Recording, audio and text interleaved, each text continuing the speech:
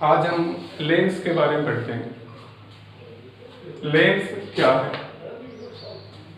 Lens दो पारदर्शी पृष्ठों से घिरा हुआ एक ऐसा माध्यम है जिसमें एक अथवा दोनों पृष्ठ गोलीय हो या वक्रित हो, उसे गोलीय लेंस कहते हैं। गोलीय लेंस के प्रकार। गोलीय लेंस मुख्य रूप से दो प्रकार के होते हैं। उत्तल लेंस, जिसको अभिसारी लेंस भी कहते हैं। एक दूसरा होता है अवतल लेंस, जिसको अपसारी लेंस भी कहा जाता है। उत्तल लेंस वह लेंस जो बीच में से मोटा तथा किनारों पर पतला होता है, उसे उत्तल लेंस कहते हैं। उत्तल लेंस प्रकाश की किरणों को अपवर्तन के बाद एक बिंदु पर इकट्ठा करता है। इस कारण इसको अभिसारी लेंस भी कहते हैं। दूसरा होता है अवतल लेंस, इसे अपसारी लेंस भी कहते हैं।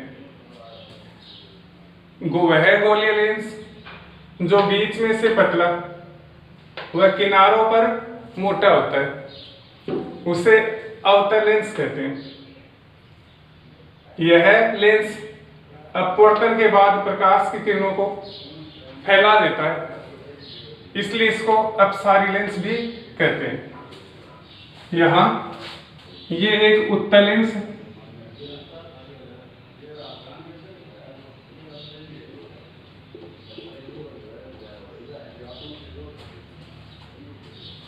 वह लेंस जो बीच में से मोटा तथा किनारों पर पतला होता है, उसे उत्तल लेंस कहते हैं। उत्तल लेंस प्रकाश की किरणों को, ये प्रकाश की किरणें एक दूसरे के समांतर आपतित हो रही है, तब उत्तल लेंस अपवर्तन के बाद इन प्रकाश की किरणों को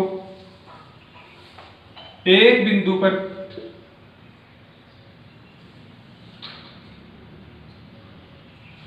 एकत्रित करता है।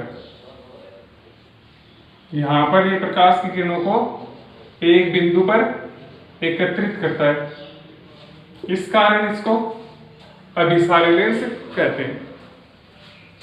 वह लेंस या गोलीय लेंस जो बीच में से पतला वह किनारों पर मोटा होता है, उसे अवतल लेंस कहते हैं। अवतल लेंस क्या करता है? प्रकाश की किरणों को फैलाता है, इस कारण इनको अपसारी लेंस भी कहते हैं। अब इसके बाद लेंस से संबंधित कुछ परिभाषाओं के बारे में पढ़ते हैं।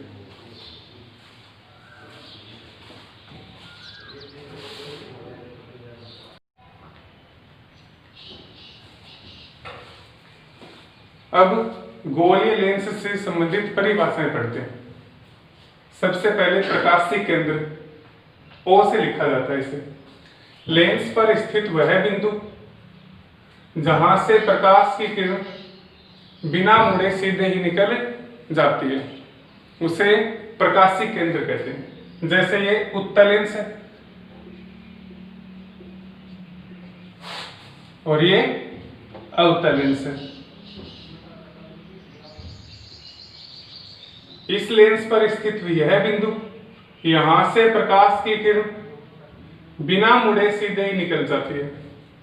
इसी प्रकार अवतल लेंस में भी ये एक बिंदु है जहां से प्रकाश की किरण बिना मुड़े सीधे ही निकल जाती है। इस बिंदु को प्रकाशीय केंद्र कहते हैं। इसे O से दर्शाया जाता है। इसके बाद वक्रता केंद्र, वह वक्रता त्रिज्या। गोलीय लेंस को के दोनों पृष्ठ, ये पृष्ठ और एक दूसरा पृष्ठ, इनको किसी खोखले गोले का छोटा भाग माना जा सकता है, जैसा कि चित्र में दर्शाया गया है। इन गोलों का केंद्र ही वक्रता केंद्र कहलाता है। इसी प्रकार अवतल लेंस है इसका ये पृष्ठ ये भी किसी गोले का भाग हो सकता है। इसी प्रकार इसका दूसरा पृष्ठ भी किसी गोले का भाग हो सकता है। इन दोनों गोलों का केंद्र ही वक्रता केंद्र कहलाता है। इस वक्रता केंद्र को C से दर्शाया जाता है। इस गोले के लिए वक्रता केंद्र C1 तथा इसके लिए C2 होता है। वक्रता त्रिज्या गोलीय लेंस के दोनों पृष्ठों के गोले की त्रिज्या ही वक्रता त्रिज्या कहलाती है। ये यहां से यहां तक इस गोले की त्रिज्या और यहां से यहां तक इस गोले की त्रिज्या, इन गोलों की त्रिज्या ही क्या कहलाती है? वक्रता त्रिज्या कहलाती है। मुख्य अक्ष वक्रता केंद्रों को मिलाने वाली सरल रेखा मुख्य अक्ष कहलाती है। ये वक्रता केंद्र C1 और ये वक्रता केंद्र C2, इन गोलों को, इन वक्रता केंद्रों को मिलाने वाली ये सरल रेखा मुख्य अक्ष कहलाती है। दूसरा है मुख्य फोकस। मुख्य अक्ष के समांतर आने वाली प्रकाश की किरणें लेंस से अपवर्तन के बाद जिस बिंदु से होती हुई गुजरती है उस बिंदु को मुख्य फोकस कहते हैं। ये उत्तल लेंस के लिए। यहां पर अवतल लेंस के लिए मुख्य अक्ष के समांतर ये दो प्रकाश की किरण आपतित होती है। अवतल लेंस प्रकाश की किरणों को अपसारित करता है, फैलाता है, तब इन प्रकाश की किरणों को पीछे की ओर बढ़ाते हैं। तो ये प्रकाश की किरण एक बिंदु से गुजरती हुई प्रतीत होती है। इसे अवतल लेंस का मुख्य फोकस कहते हैं। इस प्रकार मुख्य फोकस मुख्य अक्ष के समांतर आने वाली प्रकाश की किरणें लेंस से अपवर्तन के बाद जिस बिंदु से गुजरती हुई होती है उत्तल लेंस में, अथवा जिस बिंदु से गुजरती हुई प्रतीत होती है अवतल लेंस के लिए, उन बिंदुओं को मुख्य फोकस कहते हैं। इसे F से दर्शाया जाता है। अगली परिभाषा है फोकस दूरी। गोलीय लेंस के प्रकाशीय केंद्र व मुख्य फोकस के बीच की दूरी को फोकस दूरी कहते हैं। इसे स्मॉल f से दर्शाया जाता है। मुख्य फोकस व प्रकाशित केंद्र O के मध्य दूरी को फोकस दूरी कहते हैं। इसके बाद वक्रता त्रिज्या व फोकस दूरी में संबंध। वक्रता त्रिज्या फोकस दूरी की दो गुनी होती है। यदि फोकस दूरी 10 सेंटीमीटर है तो वक्रता त्रिज्या का मान 2 गुणा 10 बराबर में 20 सेंटीमीटर प्राप्त होगा। इसके बाद गोलीय लेंस से अपवर्तन के लिए नियम पढ़ेंगे।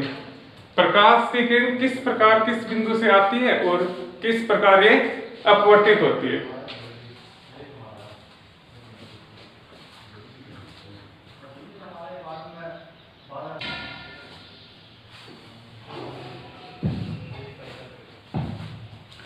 इसके बाद गोलीय लेंस से अपवर्तन के नियम। यहां उत्तल लेंस के लिए बताया गया है।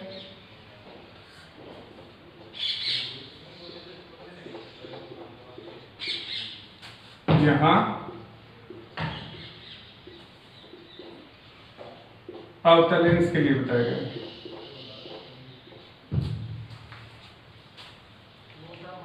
पहले उत्तल लेंस के लिए, यदि प्रकाश की किरण मुख्य अक्ष के समांतर आती है, तब प्रकाश की किरण अपवर्तन के बाद लेंस के या उत्तल लेंस के मुख्य फोकस से गुजरती है। यहाँ पर दो प्रकाश की किरण है,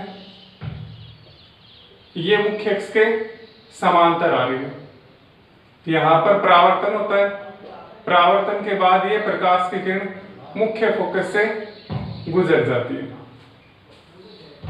दूसरा नियम है, यदि प्रकाश की किरण गोलीय लेंस के मुख्य फोकस से होते हुए दर्पण पर लेंस पर आपतित होती है, तब अपवर्तन के बाद यह मुख्य अक्ष के समांतर जाती है।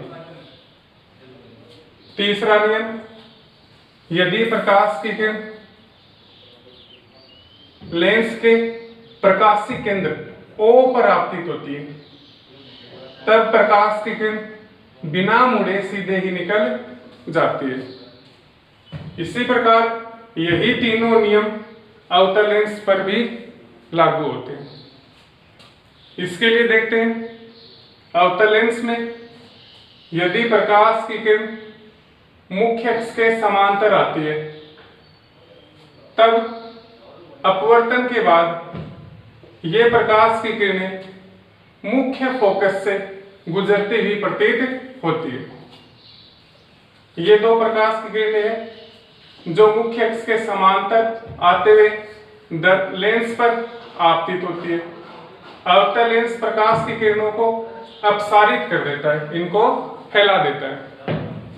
अब ये प्रकाश की किरणें हमें जिस बिंदु से आती हुई प्रतीत होती है उसे मुख्य फोकस कहते हैं।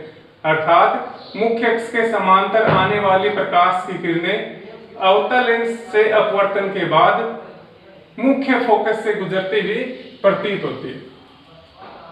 दूसरा नियम, यदि प्रकाश की किरण मुख्य फोकस से होते हुए आपतित होती है, आभासी प्रतीत होती है, तब अपवर्तन के बाद ये प्रकाश की किरण मुख्य अक्ष के समांतर जाती है।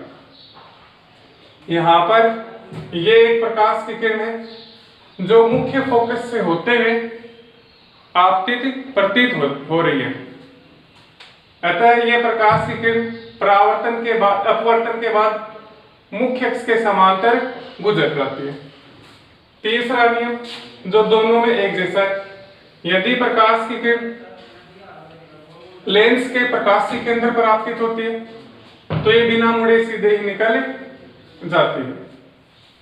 इन नियमों का प्रयोग हम लेंस से प्रतिबिंब के निर्माण में करते हैं, जिसके द्वारा इनका प्रतिबिंब व बिंब का चित्र बनाया जाता है।